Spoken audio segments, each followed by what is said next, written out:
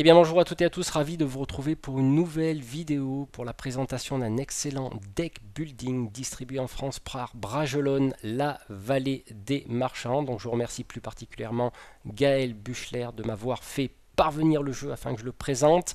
Il est vraiment très original, on va voir ça tout à l'heure. Donc c'est un jeu de Sami Laakso, donc c'est un nom qui n'est pas évident à prononcer. C'est un deck building donc de 2 à 4 joueurs pour une durée approximative de 30 minutes pour 12 ans et plus. Donc là, on va regarder le matériel et je vais vous présenter un petit peu les règles, bien qu'il y ait une excellente vidéo en compagnie de Monsieur Guillaume de la Trick Track TV, dont je mettrai le lien dans la description de celle-ci, de façon à vous faire une idée. Mais moi, je sais que j'ai beaucoup apprécié cette originalité, dont on va voir tout de suite sur la table ce que ça donne. Allez, petit contenu de la boîte de jeu. Donc nous avons tout d'abord une règle en français. Nous avons un petit plateau de jeu qui symbolise le marché où on pourra aller acheter des cartes. Et avec une face également différente, de façon à y amener une variante. Nous avons 7 paquets de cartes. Donc nous avons 6 peuplades différentes qui contiennent chacune 15 cartes. Et nous avons un paquet particulier qui s'appelle Camelot qui contient une vingtaine de cartes. Et pour terminer, nous avons un dé.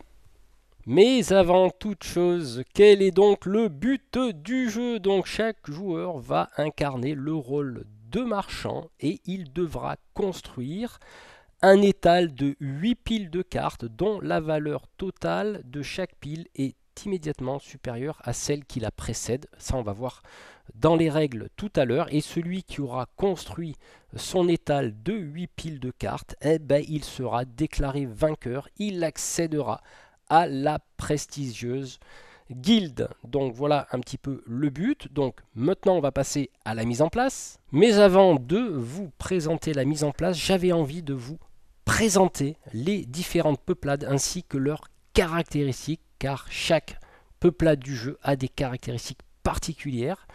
Donc là nous avons les Haras écarlate brusque qui est plutôt un deck tourné dans la gestion de main pour optimiser le jeu. Nous avons ensuite les pandas géants négociants qui est plutôt tourné vers la maîtrise de marché. Donc ils tirent des avantages, ils sont parfaits pour les débutants et les joueurs souhaitant une partie pacifique. Nous avons les ratons nordiques chapardeurs qui sont plus ou moins des cartes offensives de conflit direct. C'est un bon atout pour les joueurs qui souhaitent un peu de tension dans le jeu, donc ils s'en foutent de la notoriété, donc ils vont au charbon. Nous avons les écureuils volants amasseurs, donc ils sont plutôt tournés dans la manipulation de l'étal du marché, donc où personne ne construit son étal aussi vite qu'un écureuil. Les joueurs inexpérimentés aiment ces collectionneurs, les experts les utilisent pour créer de belles combinaisons, donc pour faire des combos. Nous avons ensuite les ocelots chanceux, donc c'est la peuplade qui va utiliser le dé entre chaos et chance. Donc les ocelots peuvent donner un coup de pouce, donc bien sûr si vous tombez sur la bonne face du dé. Si vous les ajoutez à une partie, ça peut provoquer quelques cataclysmes dans la compétition. Et pour terminer, nous avons les camelons ténébreux adaptables. Alors là, c'est plutôt une peuplade qui va utiliser l'imitation. Bien sûr, c'est des caméléons, donc ils vont pouvoir copier des effets de cartes. Donc c'est plutôt tourné vers de la copie. Alors ils sont plutôt recommandés pour les joueurs avertis. Donc je vous conseille au début, quand vous commencez des parties de la vallée des marchands, de ne pas forcément intégrer ces caméléons, parce qu'après il faut se souvenir quel effet on a copié sur des cartes. Donc ça reste d'être un petit peu compliqué. Voilà. D'où le fait d'être pour des joueurs avertis. Alors pour la mise en place, on va choisir un nombre de paquets de peuplade égal au nombre de joueurs plus 1. Donc là en l'occurrence, admettons on est à 2 joueurs, donc on va choisir 2 peuplades et puis on va en rajouter une troisième. Bien sûr les autres peuplades seront rangées dans la boîte. Ensuite on va construire les paquets de départ en distribuant à chaque joueur une carte de valeur 1 pour chaque peuplade sélectionnée donc pour la partie. Puis chaque joueur complétera son paquet de cartes avec les cartes camelotes jusqu'à obtenir un total de 10 cartes et les restes. Le restant des cartes camelotes sera mis sur le côté. La particularité de ces cartes camelotes, c'est qu'elles ne pourront pas être jouées pour construire votre étal. C'est-à-dire qu'on ne pourra pas totaliser leur valeur pour construire votre étal, on verra ça tout à l'heure. Par contre, il y a des effets de cartes où on peut utiliser des cartes camelotes pour construire son étal. Donc vous verrez, c'est assez sympa. Alors, petite particularité, toutes les cartes peuplades de valeur 1 seront remises dans la boîte. Toutes les autres cartes de valeur 2 et plus seront mélangées et formeront la pioche du marché. Alors, on continue, donc on place le plateau du marché à côté de la pioche de cartes marché. On va tirer 5 cartes, ce que j'ai fait là. On va les disposer sur le plateau pour former le marché de départ, donc c'est un peu la piste d'achat. Vous remarquerez en haut de ces cartes, de gauche à droite, que nous avons un plus 4, un plus 3, un plus 2, un plus 1 et aucun chiffre. Donc ça, c'est les valeurs supplémentaires que nous devrons payer lorsque nous devrons acheter cette carte. Par exemple, nous souhaitons acheter un bien prépayé, donc il va coûter la valeur en haut à gauche de la carte, en l'occurrence ici c'est un 2 et on rajoute plus 3, donc il faudra payer 5 avec nos cartes.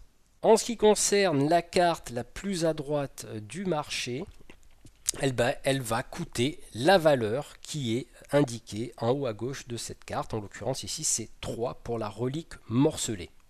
A savoir qu'en cours de jeu, quand on va acheter une de ces cartes, admettons j'achète celle-là, on va faire glisser les cartes vers la droite et on va en piocher une nouvelle. Donc toujours en comble et on rajoute une nouvelle carte sur le premier emplacement où il y a le plus 4. Ensuite, nous allons déterminer quel sera le premier joueur et chaque joueur piochera 5 cartes qu'il mettra dans sa main.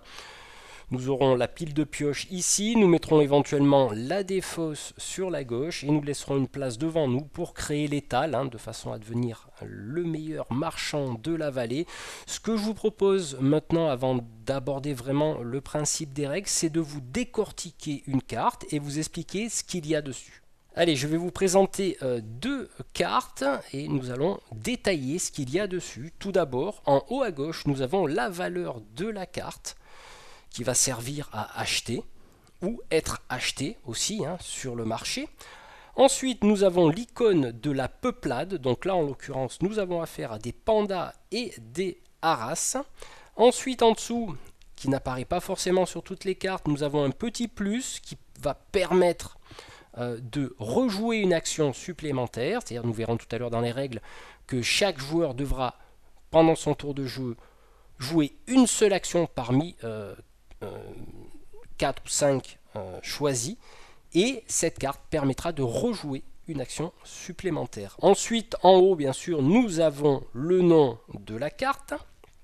En dessous, à gauche, nous avons technique ou passive, qui sont des cartes un petit peu particulières. Pour le côté technique, qui permettra d'être joué pour leur effet, notamment une icône d'action bonus qui permet aux joueurs de faire une action supplémentaire, comme je le disais, et une carte de type passive qui ont un effet qui s'applique lorsqu'un joueur a la carte en main.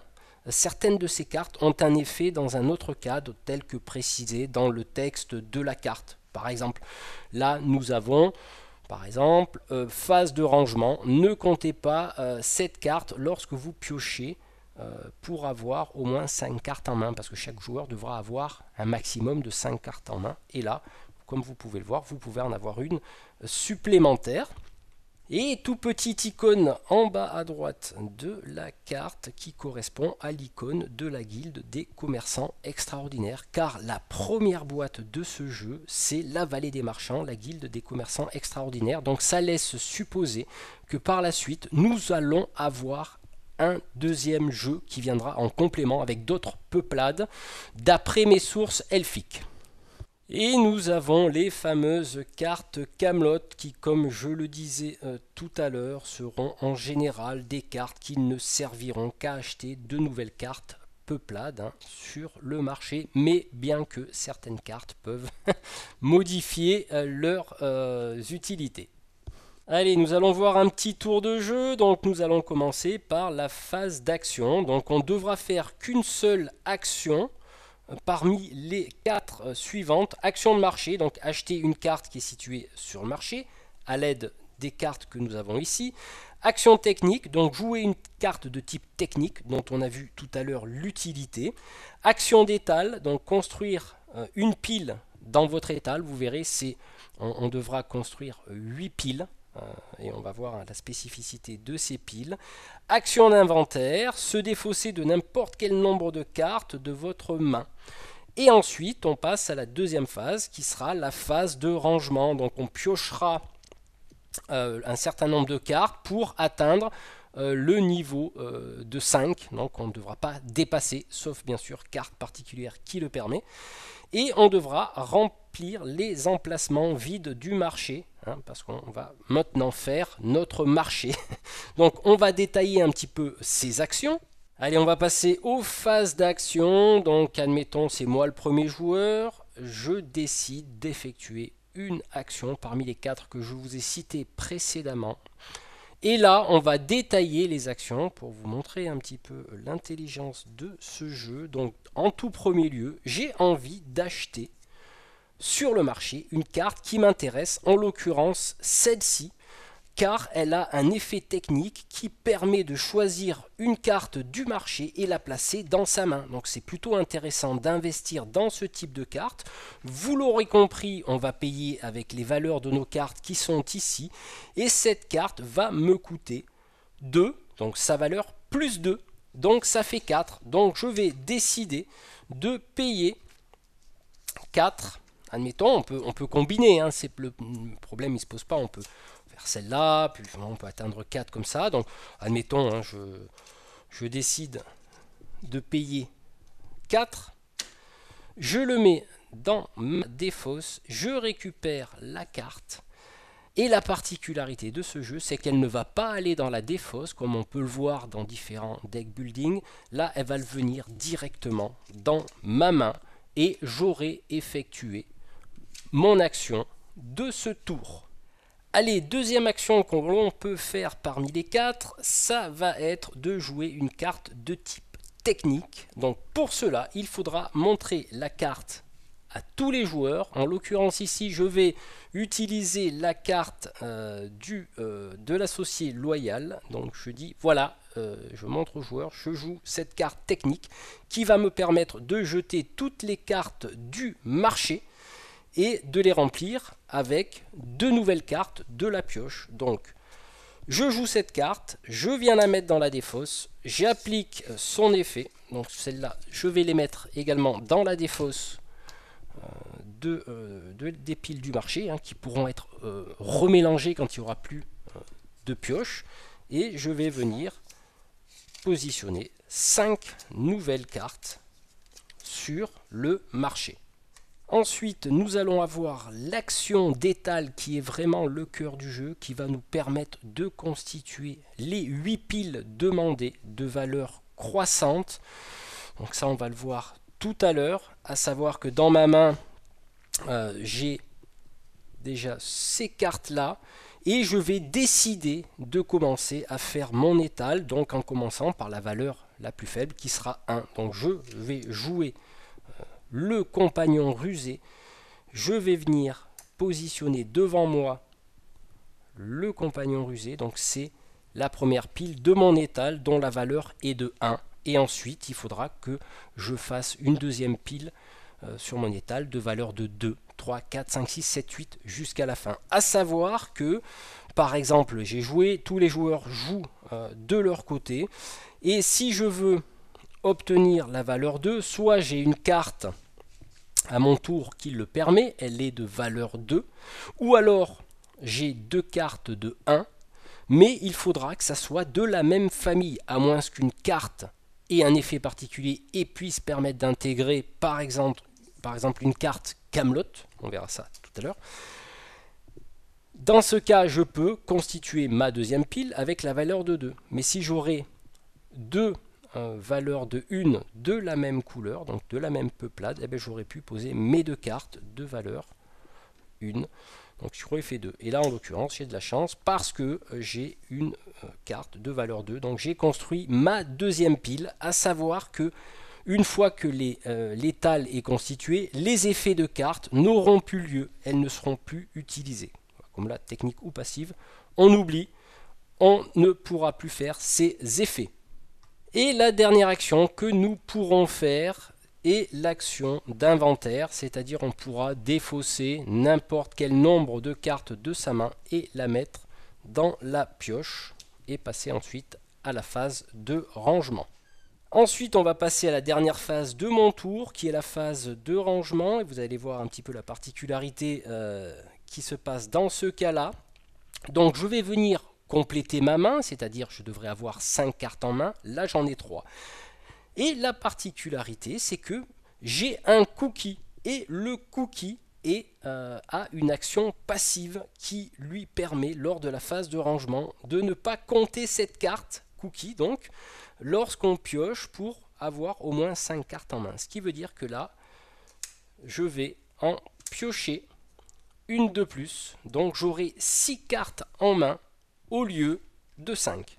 Et pour terminer, on va remplir les emplacements vides du marché. Donc on va faire glisser les cartes qui sont le plus à gauche vers la droite. Et on va remplacer, on va venir placer une nouvelle carte au tout début de la pile. Alors comme je le disais tout à l'heure, il est interdit de construire ma troisième pile avec des cartes Camelot. Donc vous voyez là j'ai 3 mais je ne peux pas le faire. Sauf qu'il existe des cartes comme celle-ci qui fait partie de la peuplade des écureuils qui va permettre, lorsqu'on construit une pile avec cette carte, on peut y inclure des cartes Camelot. Donc vous voyez, c'est bien sympa les effets qu'ont différentes cartes. Alors la fin du jeu va intervenir immédiatement lorsqu'un joueur pose sa 8e et dernière pile. À ce moment-là, tout s'arrête et il est consacré meilleur marchand de la vallée. Donc là, il a constitué 8 piles allant de valeur 1 à 8 en gardant toujours les valeurs de la même peuplade, c'est-à-dire de la même couleur. Comme je vous ai montré tout à l'heure, on peut y intégrer aussi des cartes Camelot, mais là vous voyez on part de la valeur 1, 2, 3, 3 et 1, 4, 5, 4 et 2, 6, 5 et 2, 7 et 4 et 2 et 2, 8.